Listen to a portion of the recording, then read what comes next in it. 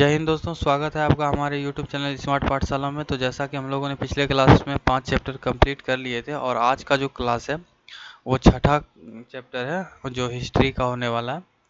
तो अगर इस चैनल पर नए हैं तो सब्सक्राइब कर ले और पहले वीडियो नहीं देखे हैं तो प्लेलिस्ट बना हुआ है, जाके वीडियो देखिए सीरियली वाइज। तो चलिए आज का स्टार्ट करते हैं और इस चैनल पर नए हैं तो सब्सक्राइब कर लीजिए ताकि आपके पास नोटिफिकेशन जाते रहे। तो चलिए स्टार्ट करते हैं। पहला क्वेश्चन देखते हैं। पहला क्वेश्चन है सूची 1 सूची 2 को सम्मिलित कीजिए। तो पहला है कि गंधार, गंधार तो तक्षशिला में था। एक का हो जाएगा आपका 4, ठीक है। और सुरसेन हो जाएगा मथुरा, सुरसेन मथुरा। और वत्स हो जाएगा कौशाम्बी, वत्स कौशाम्बी हो जाएगा। और कौशल हो जाएगा श्रावस्ती। तो ऑप्शन ए हो जाता है इसका आंसर। चलिए दूसरा नंबर देखते हैं क्वेश्चन। हर्यक वंश के किस शासक को कुनिक कहा जाता था? कौन सा शासक थे? तो अजातशत्रु को कुनिक कहा जाता था। आगे बढ़ते। किस शासक ने गंगा एवं सोन नदियों के संगम पर पाटलिपुत्रा नामक नगर की स्थापना की? कौन से शासक थे? तो ये उदयन थे। चलिए चौथा नंबर देखते हैं। शिशुनाग वंश का वह कौन सा शासक था जिसके समय में वैशाली में द्वितीय बौद्ध संगीति का आयोजन किया गया? उसे कारकवर्ण के नाम से भी जाना जाता है। कौन से शासक थे? तो ये कालाशोक थे। आगे बढ़ते हैं। 323 ईसा पूर्व में सिकंदर महान की मृत्यु हुई थी। तो ये बेबीलोन में हुआ था। छठा नंबर देखते हैं। सिकंदर महान एवं पोरस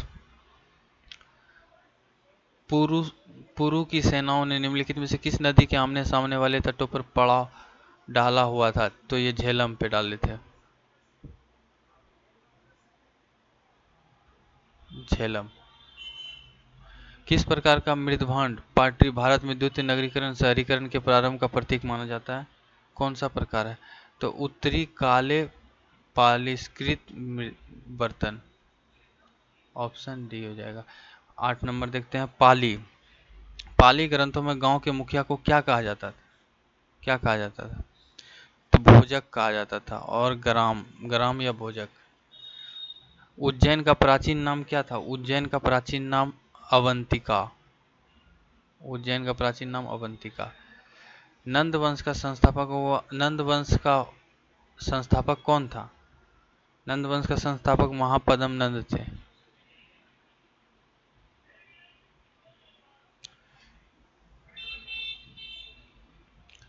ग्रीक यूनानी लेखक द्वारा किसे अग्रमीज जेंड्रमीज कहा गया है? किसे कहा गया है? तो ये घनानंद थे। प्राचीन भारत में पहला विदेशी आक्रमण किसके द्वारा किया गया? प्राचीन भारत में पहला आक्रमण किसके द्वारा? तो ईरानियों द्वारा किया गया था। प्राचीन भारत में दूसरा विदेशी आक्रमण एवं पहला यूरोपीय आक्रमण किसके द्वारा किया गया? यूनानियों द्वारा किया गया था। 14 नंबर देखते हैं। तो 14 नंबर। ईरानी के हकमनी वंश के किस शासक ने भारतीय भूभाग को जीतने के बाद उसे फारस साम्राज्य का 20वां प्रांत क्षत्रपी बनाया? तो ये डेरियस थे, दार्यबाहु प्रथम। हाइड्रेस्पी या वितस्ता आधुनिक नाम झेलम का युद्ध 326 ईसा पूर्व किन किन शासकों के बीच हुआ था? कौन कौन से शासक थे जिनके बीच हुआ था? तो सिकंदर एवं पोरस के मध्य हुआ था। सिकंदर ने भारत पर कब आक्रमण किया था? सिकंदर भारत पर आक्रमण कब किए थे? तो 326 में किए थे। सूची 1 सूची 2 को सम्मिलित कीजिए और बताइए कि एक का 1 हो जाएगा, बी का 2, सी का 4। सी का महापद्म नंद, नंद वंश का था, तो सी का 4, तो ऑप्शन बी हो जाएगा। चलिए आगे बढ़ते हैं। 18 नंबर देखते हैं। 18 नंबर कह रहा है कि सूची 1 सूची 2 को सम्मिलित कीजिए। तो एक का मगध हो जाएगा, पटना व गया जिला। अरे यार इसको थोड़ा सा अच्छा से हो जाओ। पटना व गया जिला। मगध हो जाएगा पटना व गया जिला। वात्स्य हो जाएगा इलाहाबाद। कौशल हो जाएगा अवध। अवंती हो जाएगा मालवा। Option A. चलिए, मगध की प्रथम राजधानी कौन सी थी? मगध की जो प्रथम राजधानी थी वो कौन सी थी? गिरिब्रज या राजगिरी थी? किस शासक द्वारा सर्वप्रथम पाटलिपुत्र का राजधानी के रूप में चयन किया गया? कौन सा शासक था जो इसका चयन किया गया? तो ये शासक थे उदयन द्वारा। 16 महाजनपदों की सूची उपलब्ध है। किसमें है 16 महाजनपदों की? अंगुत्तर निकाय में है। 22 नंबर देखते हैं। निम्नलिखित में मगध का कौन सा राजा सिकंदर महान का समकालीन था? वो कौन सा ऐसा राजा था जो सिकंदर महान के समकालीन था? तो ये घनानंद थे। प्रथम मगध साम्राज्य का उत्कर्ष किस सदी में हुआ था? बताइए किस सदी में हुआ था? तो ये 6ठी शताब्दी में, 6ठी ईसा पूर्व में हुआ था। सिकंदर की भारत में सफलता के निम्न कारण थे। सिकंदर के भारत में सफलता के निम्न कारण क्या थे? भारत में वो तब कोई केंद्रीय सत्ता नहीं थी, उसकी सेना श्रेष्ठ प्रकार की थी, उसे देशद्रोही भारतीय शासकों का सहयोग मिला, वह एक अच्छा प्रशासक था। 1, 2, 3 एवं 4 ऑप्शन डी यूपीएससी में पूछा गया क्वेश्चन है। सूची 1 सूची 2 को सम्मिलित कीजिए। 25 नंबर देखते हैं। 25 नंबर कह रहा है कि 1 का 3 हो जाएगा प्रोदत्त को, 1 का 3 अवंती हो जाएगा, 2 का हो जाएगा वत्स और 3 का हो जाएगा कौशल और 4 का हो जाएगा मगध, अजातशत्रु मगध। तो ऑप्शन सी हो जाएगा। चलिए आगे बढ़ते।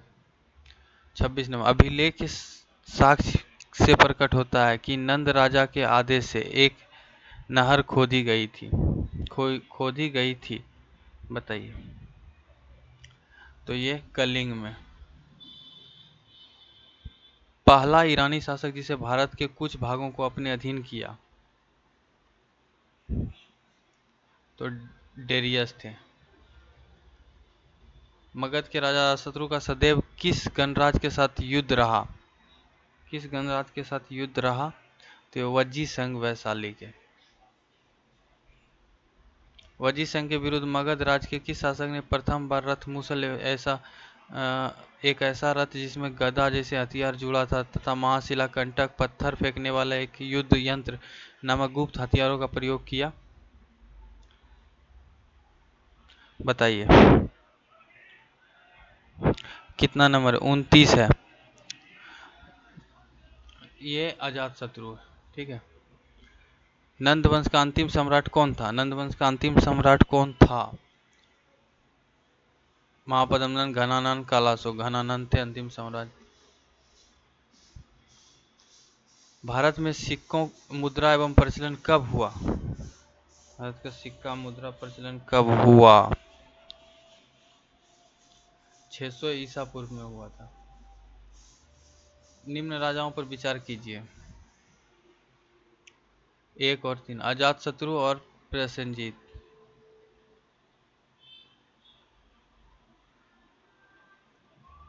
छठी शताब्दी ईसा पूर्व के दौरान बड़े राज्यों के उदय का मुख्य कारण क्या था?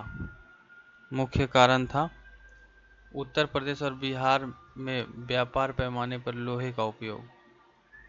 यही था ना? ठीक है।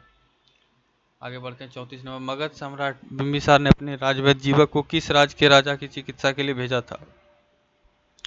किस राजा की चिकित्सा के लिए भेजा था? ये अवंती के राजा थे। किस शासक ने अवंती को जीतकर मगध का हिस्सा बना दिया? शिशुनाग। किस मगध सम्राट ने अंग का विलय अपने राज्यों में कर लिया था? किस मगध सम्राट ने अंग का विलय अपने राज्यों में कर लिया था? तो वो बिंबिसार थे। 37 नंबर शिशुनाग ने किस राज्य का विलय मगध साम्राज्य में नहीं किया? तो वो काशी थे। काशी और लिच्छवी का विलय मगध साम्राज्य में किसने किया? किसने किया? अजातशत्रु ने। मगध साम्राज्य के बारे में कौन सा सही नहीं है? ध्यान से पढ़िएगा। बोल रहा है कि सही नहीं है, तो इनमें से कोई भी सही नहीं है। ठीक है। चलिए आगे बढ़ते हैं। सिकंदर के आक्रमण के समय उत्तर भारत का निम्नलिखित राजवंशों में किस एक का शासन था? नंद का। ठीक है। आगे बढ़ते हैं। 41 नंबर देखते हैं। निम्नलिखित में से कौन सा ईसा पूर्व 6ठी शताब्दी में प्रारंभ भारत का सर्वाधिक शक्तिशाली नगर राज्य था? मगध था। निम्नलिखित में से कौन से भारत पर ईरानी आक्रमण के प्रभाव के रूप में माना जाता है? ईरानी आक्रमण के प्रभाव के रूप में माना जाता है तो ये स्त्री अंगरक्षकों की नियुक्ति। ठीक है,